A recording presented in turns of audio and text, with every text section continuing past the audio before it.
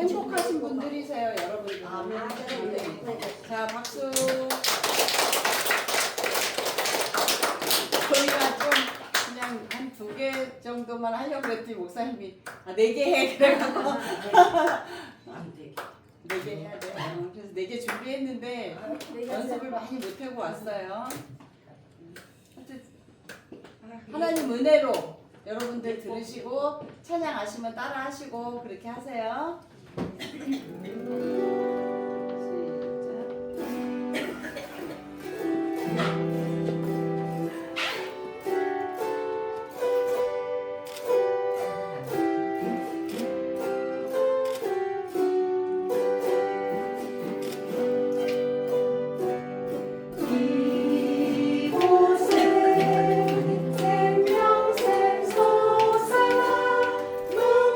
눈물로 다 지나가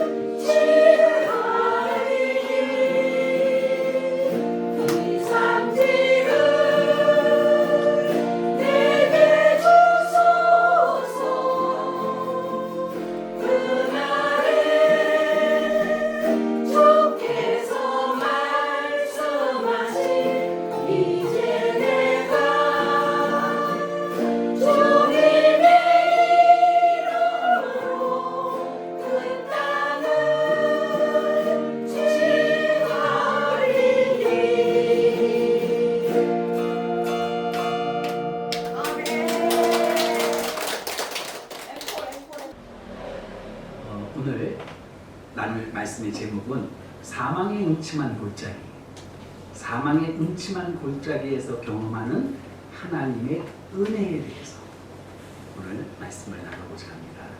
본문 말씀은 시편 23편 4절 말씀인데요. 제가 읽겠습니다. 내가 사망의 음침한 골짜기로 다닐지라도 해를 두려워하지 않을 것은 주께서 나와 함께 하시리라.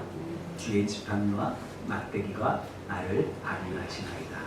아멘. 성경에서요, 하나님을 뭐라고 표현하는 경우가 있냐면 선한 목자이시다, 이렇게 하나님을 표현할 때가 있습니다. 반대로 우리는 성경에서는 우리를 양으로 비유하는 그런 모습을 여러 곳에서 볼 수가 있어요.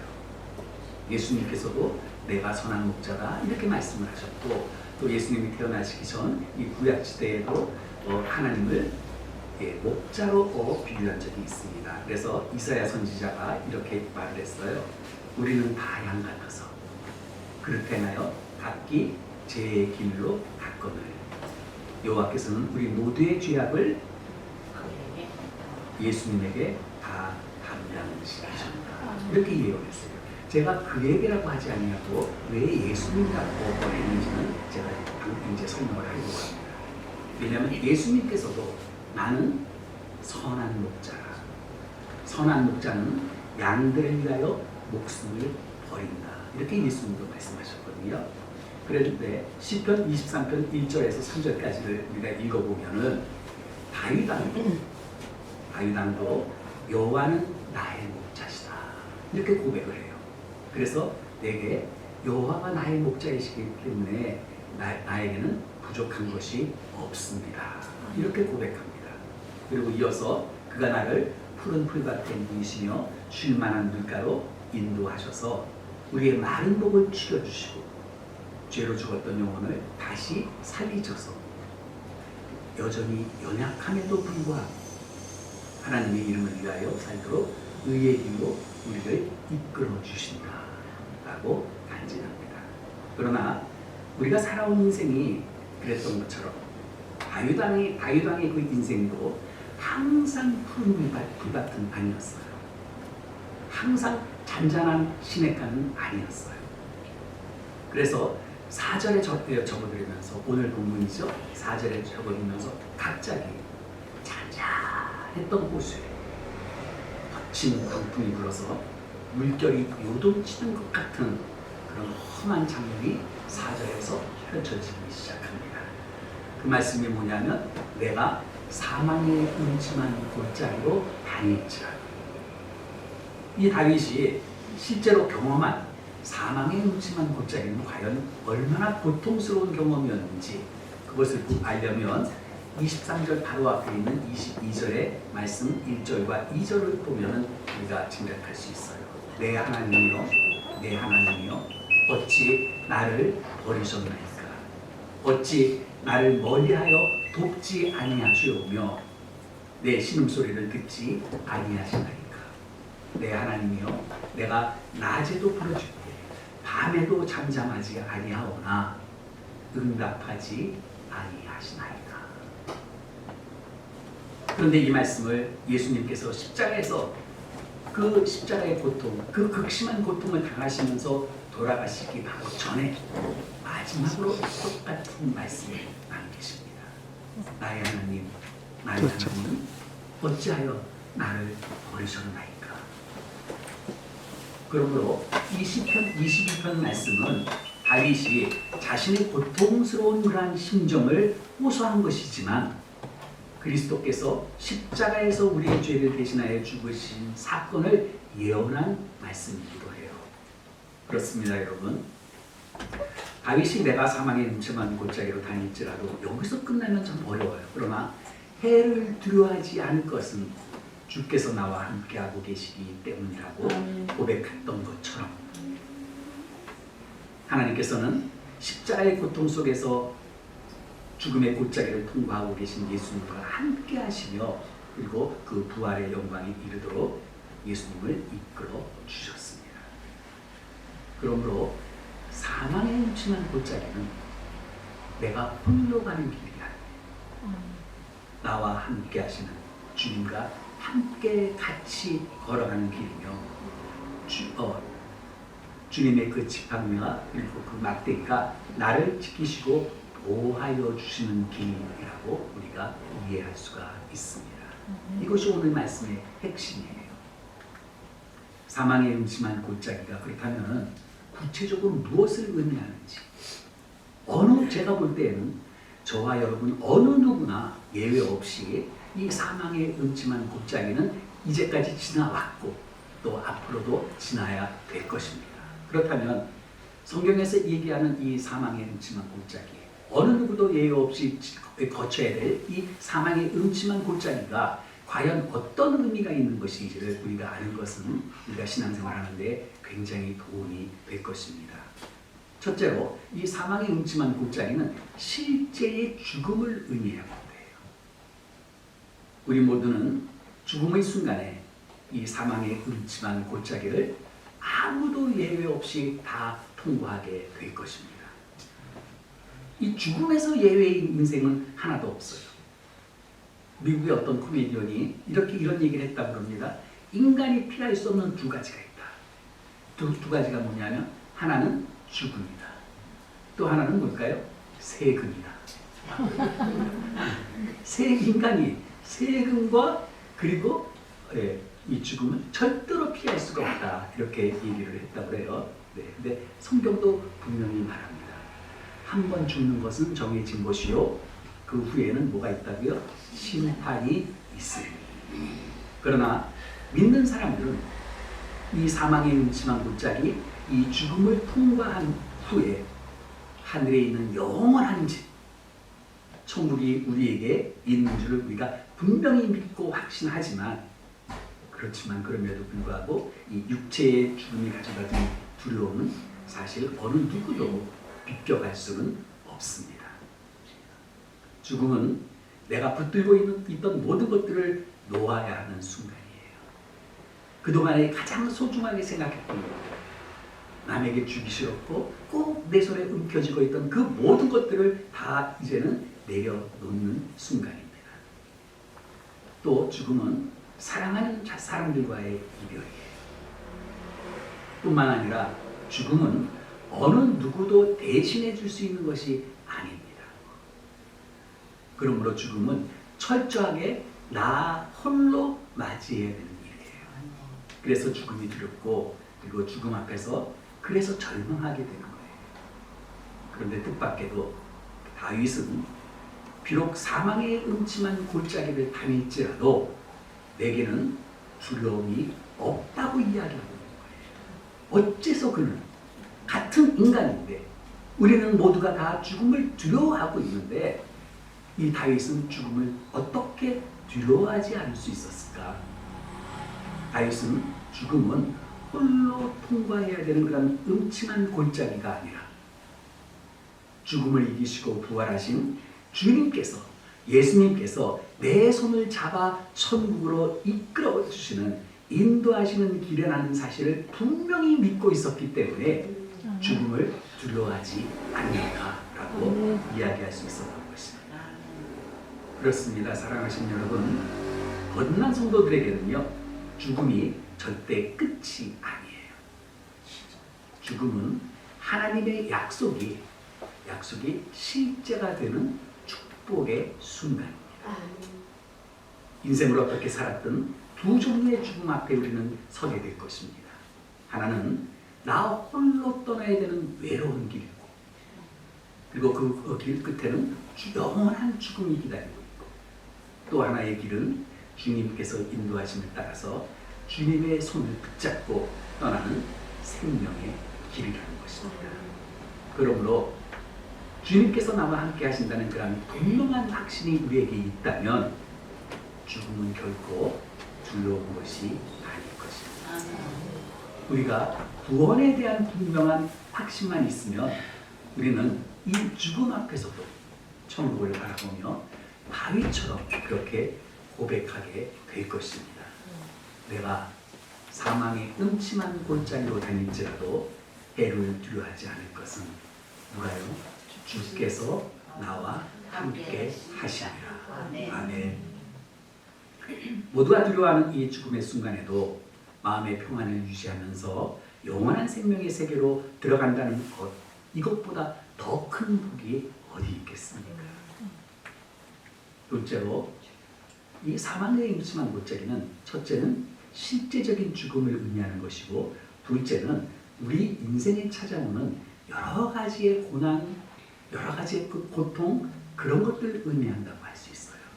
사람들과의 관계가 깨어져서 겪게 되는 그런 아픔들, 또 원치 않은 질병으로 인해서 받는 그 고통, 이런 것들이 사망의 음침한 골짜기라고 볼 수 있습니다. 여러분, 우리 인생이 결코 만만치가 않잖아요. 남들이 보기에는 순풍의 돛담배처럼 보이는 그런 인생일지라도 쉬운 인생이 어디 있겠습니까? 더군다나 이 세운공동체의 성도들은 대부분 일제 그 당정비와 그리고 한국 전쟁을 겪고 극심한 이 가난과 격동의 시절을 여러분은 몸소 경험한 분들이시기 때문에 그동안 살면서 겪었던 그런 고난, 그런 아픔, 그런 사연들을 우리가 함께 나누다 보면은 정말로 눈물 없이는 듣지 못할 그런 아픔들이 너무너무 많더라고요. 실로 인생길은 크고 작은 그런 골짜기를 수도 없이 통과해야만 됩니다. 여러분은 이미 그런 그 고통의 시간들을 너무 많이 경험하셨어요. 언제 무슨 일이 일어날지도 아무도 우리는 예측할 수가 없습니다. 다른 사람의 그 고난을 바라보며 안타깝지만 나와는 별로 상관없는 일이라고 우리가 생각을 했는데, 막상 나 자신이 어떤 고난을 당하면 사람들은 대개 왜 나에게 이런 일이 일어나는가? 하필이면 왜 내가 이런 일을 겪는가? 내가 무슨 죄를 졌기에 이렇게 질문할 수밖에 없을 것입니다.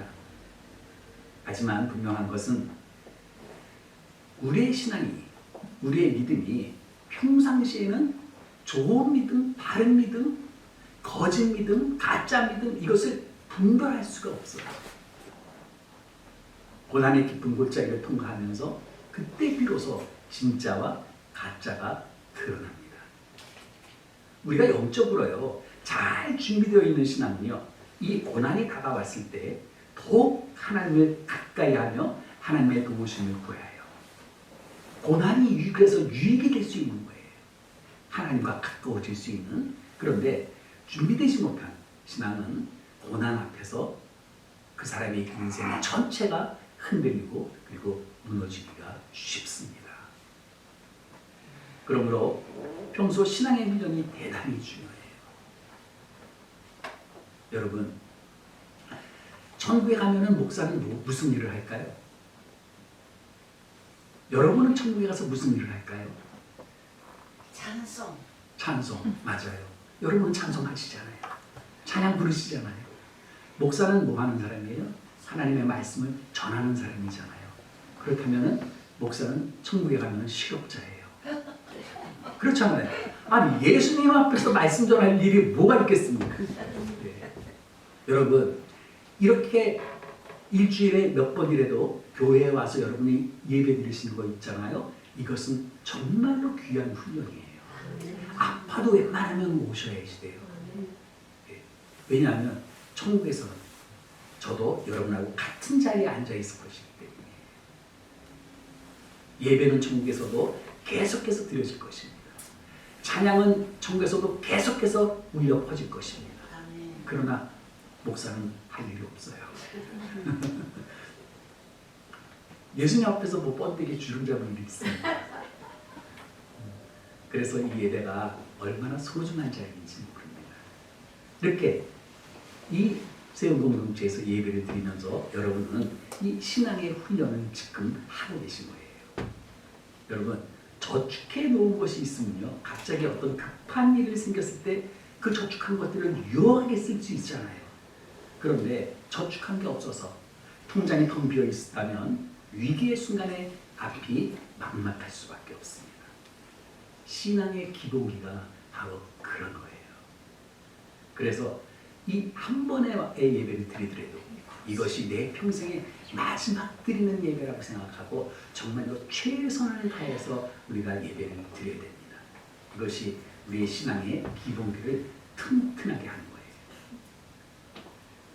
하나님께서 우리를 푸른 풀밭에 누이셨을 때, 그리고 쉴만한 물가로 인도하셨을 때 신앙의 기본기가 탄탄하게 다져져야 됩니다. 그래서 말씀을 늘 가까이 하셔야 돼요. 그리고 미리 기도를 계속해서 쌓아 놓으셔야 돼요. 평소에 영적으로 단단히 무장하여 고난이 다가왔을 때 늘 이길 수 있어야 된다는 것입니다. 세 번째로 인생의 승패는 고난을 어차피 우리에게 다가오는 이 고난, 이 사망의 골짜기를 우리가 어떻게 극복하는가, 여기에 달려있다고 이야기할 수 있습니다. 고난이 오는 것, 내 손으로, 내 힘으로 막을 수 없습니다. 어느 정도 예방은 할 수 있겠죠. 그러나 완벽하게 막을 수는 없어요. 왜냐하면 막을 수 있다면 고난을 두려워할 필요가 없겠잖아요. 고난은 내 의지와는 상관없이 어느 순간 불현듯 찾아옵니다. 우리가 할 수 있는 것은 딱 하나, 믿음으로 준비하는 것이에요. 제가 일본에서 사역할 때의 이야기인데요. 여러 가지로 너무너무 지쳐 있었어요. 너무너무 지쳐있던 어느 날 저희 집 앞에 이 치쿠마가와, 치쿠마강, 한국으로 따지면 천곡강이에요. 천곡이라는 것은 이 강이 1009리를 일본에서 제일 긴 강입니다. 예, 그 강이 흐르고 있었는데 그때 큰 강이 있는데 그 태풍이 지나가는 중이었어요. 그래서 상류에서부터 어마어마한 비가 쏟아져가지고 금방이라도 이 강둑이 터질 것 같아서, 그래서 사람들이 막 강에다가 모래주머니를 쌓고 막 그러던 때였어요. 그렇게 물이 불어있는 그 강가로 너무너무 많이 힘들고 지쳐서 그 강가로 나갔습니다.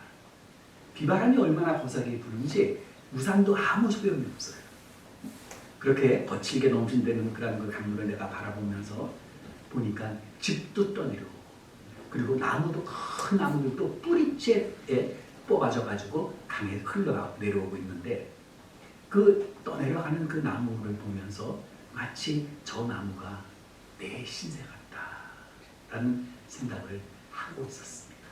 그러다가 비를 조금 맞으면서 문득 제가 하늘을 올려다봤어요. 그런데 그때 산 높은 곳에 매 한 마리가 나는 모습이 제 눈에 크게 들어오기 시작했습니다.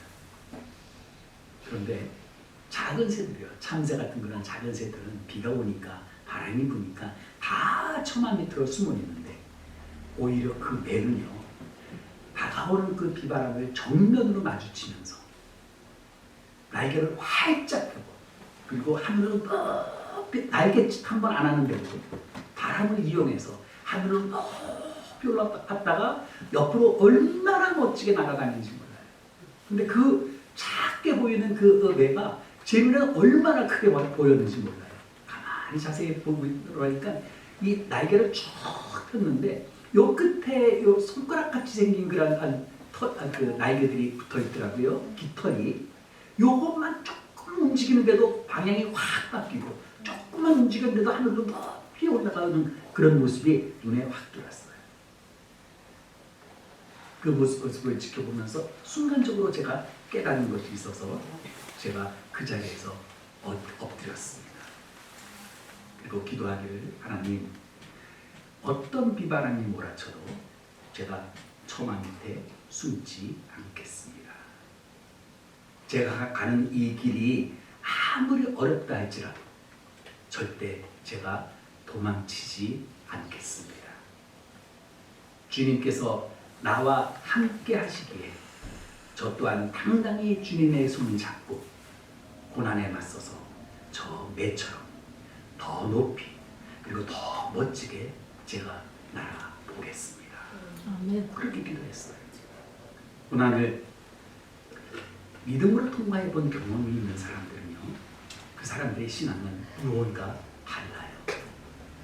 고난의 깊은 골짜기에서 배운 기도, 그 기도는 다른 사람들의 그 기도와 다릅니다. 눈물과 한숨과 그리고 절규가 어우러져서 주님께서 내미시는 손을 놓치면 나는 이제는 끝장이라는 그런 절박한 순간에는 우리가 어찌 편안히 앉아서 기도할 수가 있겠습니까? 자연스럽게 무릎을 꿇지 않겠습니까? 땅을 치면서 통곡하지 않겠습니까? 찬양을 우리가 불러도 고난을 통과한 사람이 부르는 찬양은 다릅니다. 우리의 영혼을 흔들어 깨우는 그런 힘이 그 안에 있어요. 마치 탄식하듯이 그 속에서 터져나오는 진지한 간증이 그 안에 들어있습니다. 이 고난에 응치만 골짜기에서 함께 하셨던 그 하나님을 몸소 체험했기 때문이에요. 그래서 어떤 상황에서도 우리는 큰일 났다 이런 말 하지 않습니다. 말씀 한 구절을 읽어도 그 말씀이 살아서 내 영혼의 문을 파고드는 것을 우리는 경험하게 될 것입니다. 크고 작은 이 고난을 피할 수 없는 것이 우리의 인생이라면 고난을 우리가 즐길 수는 없겠지만 그 고난을 우리가 어떻게 극복하느냐에 따라서 그 인생의 승패가 달라집니다.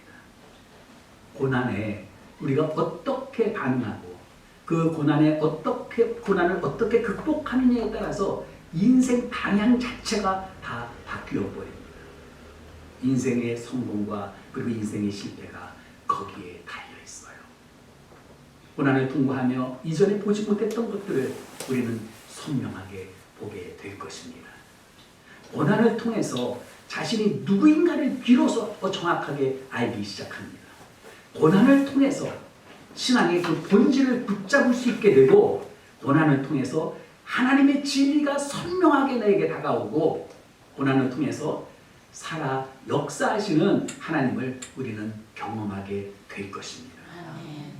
내가 주께 대하여 귀로 듣기만 하였사오나 이제는 눈으로 주를 배웠나이다. 고난당한 것이 내게 유익이라 이로 말미암아 내가 주의 율례들을 배우게 되었나이다. 사랑하시는 여러분, 나와 함께 하시는 하나님을 신뢰할 때 고난은 유익이 될 것입니다. 오늘 본문을 읽어보면 먼저 사망의 음침한 골짜기가 나와요. 그리고 이어서 주께서 나와 함께 하심이라.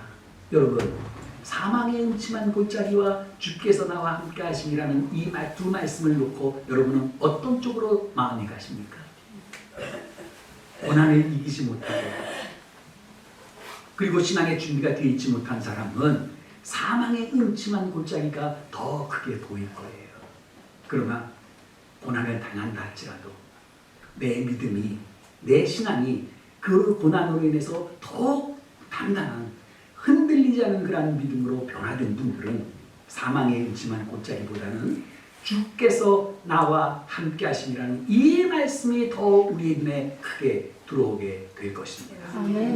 홀로 고난을 당하고 어려움을 당하는 사람에게는 상처와 절망만 남을 수밖에 없어요.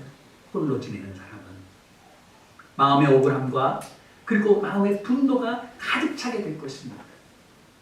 그러나 하나님과 함께 이 고난의 골짜기를 지난다면 전혀 이야기는 달라집니다.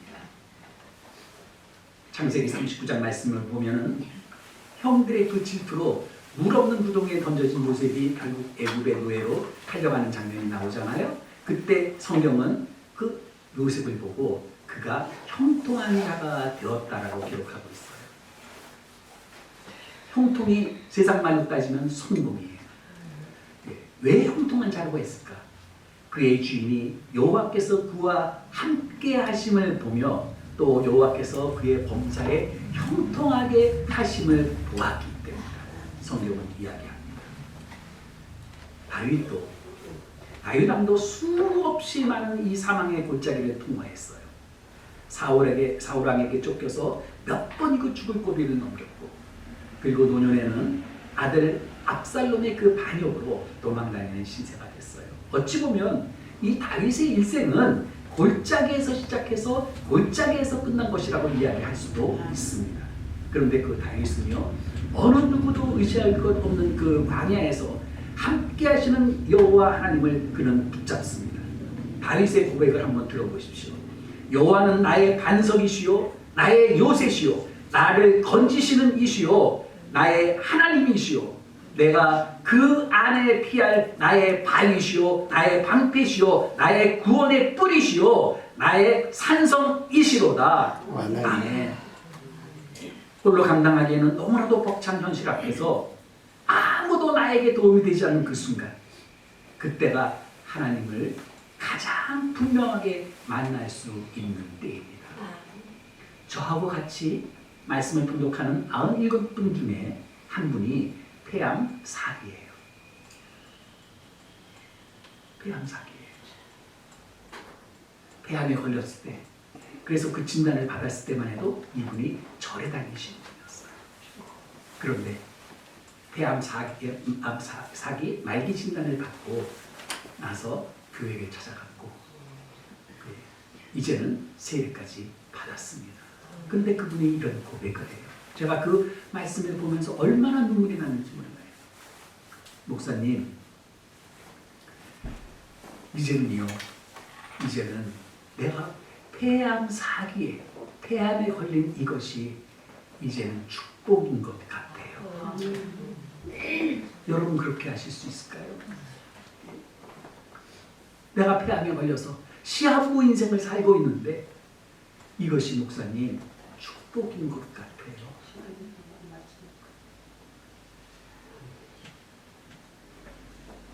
홀로 감당하기 정말로 너무나도 벅찬 그런 현실 앞에서 아무도 나에게 도움이 되지 않는 그 순간, 바로 그때가 하나님을 가장 분명하게 만날 수 있는 때입니다. 가장 외로운 순간이에요. 가장 외로운 순간이 하나님의 음성을 잘 들을 수 있는 때예요. 곁에 또 나를 돕는 사람들이 많고 내가 의지할 만한 사람들이 많을 때에는 하나님이 보이지 않습니다. 모든 일이 잘 풀려갈 때에는 우리는 하나님을 찾지 않습니다. 심지어 하나님께서 나와 함께 하신다는 그 사실이 때로는 귀찮게 여겨질 수도 있어요. 그러나 사망에 뭉침한 이 골짜기 앞에서는 주님만 의지할 수밖에 없습니다. 다윗의 고백을 보면요, 그는 피난처라는 그런 단어를 참 많이 사용합니다. 피난처. 그가 힘든 순간마다 피할 곳은 여호와 하나님뿐이 아니었다는 것을 그것이 증명합니다. 인생에 닥친 그런 환난 가운데에서 그가 도망칠 수 있는 곳은 단 한 곳밖에 없었습니다. 바로 하나님이 가장 안전한 요새요, 그에게 피난처였던 것입니다. 사랑하시는 여러분, 우리의 미래를 아무도 미리 예상할 수 없어요. 우리 중에 고난에 대해서 면죄부를 받은 사람 또한 아무도 없습니다. 우리에게 확실한 것은 하나밖에 없습니다. 여호와 하나님이 나의 목자이시고 그 하나님께서 그를 행하여 각기 제 길로 가던 양 같던 저와 여러분과 지금도 함께 하시며 영원히 함께 하신다는 그 분명한 사실뿐입니다. 지금 나에게 무슨 일이 일어나고 있느냐가 문제가 아니라 지금 내가 누구와 함께 하고 있느냐가 가장 큰 문제예요. 모든 것들이 다 거기에 달려 있습니다. 믿음이 뭐예요? 하나님 이야기하는 것일 거예요. 어떤 절망적인 상황이 벌어진다 할지라도 나와 함께 하시는 그분으로 말미암아 내 인생에는 역전의 드라마가 펼쳐지고 역풍이 순풍으로 바뀌는 하나님의 그 위대한 손길을 경험하는 은혜가 여러분에게 임하시기를 바랍니다. 사망의 음침한 골짜기를 우리가 통과해야 될 때 나와 함께 하시는 하나님으로 인해 우리의 믿음은 더욱 단단해질 것입니다. 더 깊이 뿌리를 내리게 될 것입니다. 하나님의 그 음성은 더 분명하게 들리게 될 것입니다. 그런 하나님을 끝까지 의지하시면서 하나님이 함께 하시는 그 은혜를 날마다 경험하게 되시기를 주님의 이름으로 축원합니다. 아멘. 기도하겠습니다.